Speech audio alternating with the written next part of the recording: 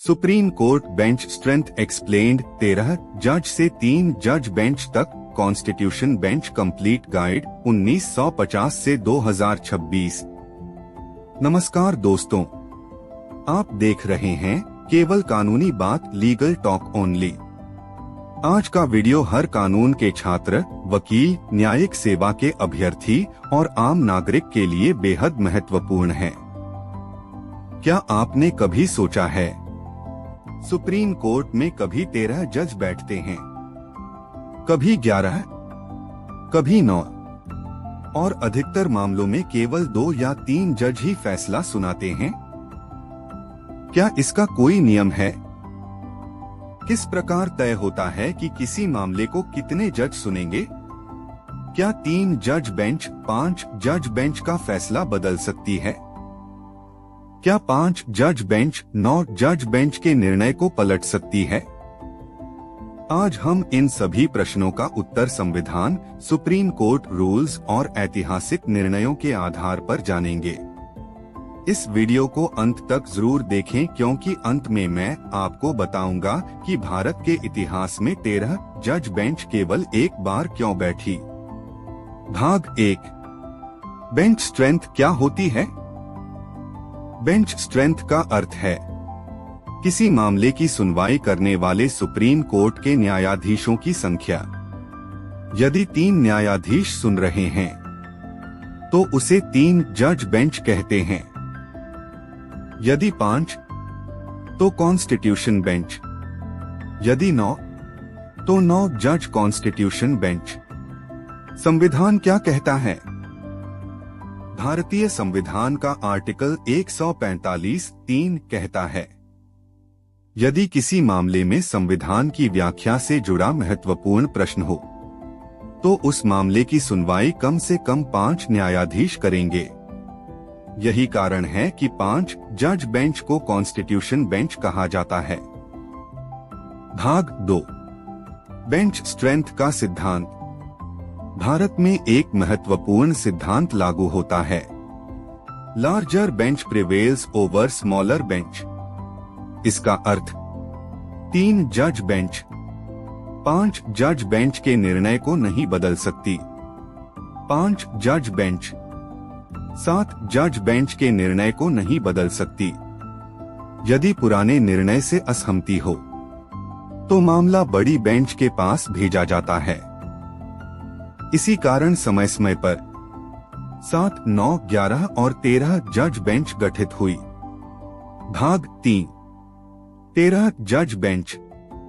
भारत के इतिहास में अब तक केवल एक 13 जज बेंच बैठी।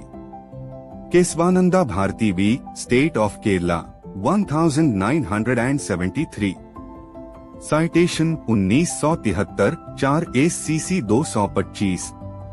निर्णय तिथि 24 अप्रैल 1973। बेंच 13 न्यायाधीश। यह भारत के संवैधानिक इतिहास का सबसे महत्वपूर्ण मामला माना जाता है। विवाद क्या था? क्या संसद संविधान के किसी भी भाग में असीमित संशोधन कर सकती है या उसकी शक्ति सीमित है?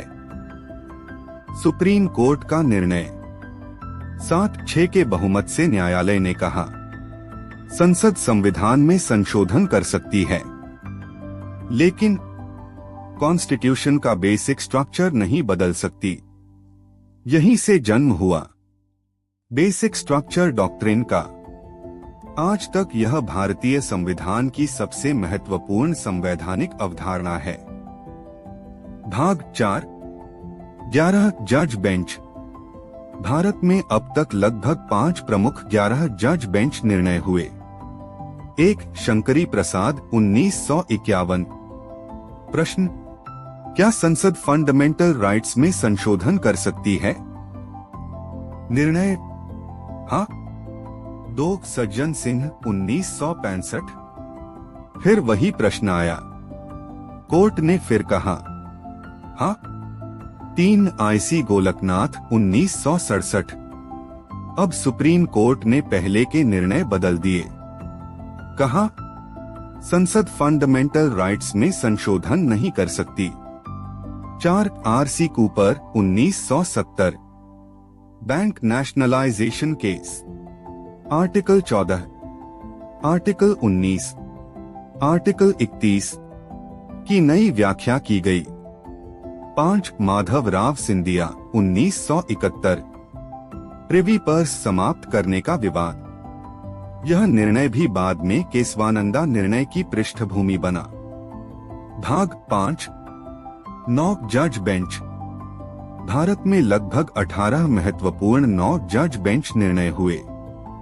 इनमें सबसे प्रसिद्ध Kerala education bill reference, Ahmedabad street, minority educational rights, SP Gupta, first जजेस case, judicial independence, Indra Sawhney 1992, Mandal commission, 27% OBC reservation, creamy layer, 50% reservation limit, supreme court advocates on record association, second जजेस केस, कॉलेजियम सिस्टम की शुरुआत, M Nagaraj, reservation in promotion, IR Coelho, 9th schedule भी, basic structure test से बाहर नहीं, justice K S Puttaswamy, right to privacy, article 21 का हिस्सा घोषित। आज भारत में प्राइवेसी एक फंडामेंटल राइट है। भाग 6 8 जज बेंच। इतिहास में लगभग 5-8 जज बेंच बैठी हैं।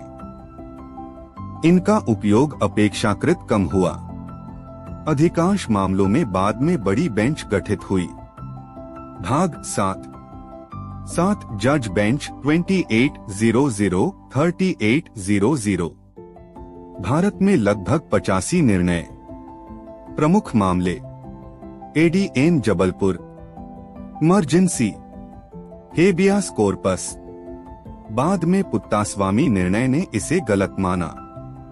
Kihoto Hollohan, anti defection law, SR Bommai, article 356, president rule, federalism, secularism, L Chandra Kumar, tribunal review, high court की जुडिशियल रिव्यू शक्ति बरकरार, TMA Pai, private educational institutions, minority rights, admission, fee structure. भाग 8 6 जज बेंच। लगभग 57 निर्णय। अधिकांश मामलों में संविधान की व्याख्या, कराधान, संपत्ति अधिकार, सेवा विवाद, संघराज्य संबंध जैसे प्रश्न शामिल रहे। भाग 9 5 जज कॉन्स्टिट्यूशन बेंच। भारत के इतिहास में सबसे अधिक महत्वपूर्ण संवैधानिक निर्णय 5 जज बेंच ने दिए हैं। लगभग 1971 निर्णय। प्रमुख मामले AK Gopalan, personal liberty, Champakam Dorai Rajan, reservation, fundamental rights, Kharak Singh, privacy का प्रारंभिक सिद्धांत, मनेका गांधी, आर्टिकल 21 का विस्तार, ड्यू प्रोसेस का सिद्धांत, मिनर्वा मिल्स, बेसिक स्ट्रक्चर पुनः मजबूत, Olga Tellis, right to livelihood, Vishakha, sexual harassment guidelines, Shayara Bano, triple तलाक असंवैधानिक, नवतेज सिंह जोहर, सेक्शन 377 का बड़ा भाग निरस्त, जोसेफ शाइन, अडल्टरी कानून समाप्त, Ayodhya judgment, M Siddiq V Mahant Suresh Das, Ram Janmabhoomi विवाद का अंतिम निर्णय। भाग 10 4 जज बेंच। लगभग 305 निर्णय। अधिकतर मामलों में महत्वपूर्ण विधिक प्रश्न रहे, लेकिन संविधान की व्याख्या वाले मामलों में सामान्यतः 5 जज बेंच गठित की जाती है। भाग 11 3 जज बेंच।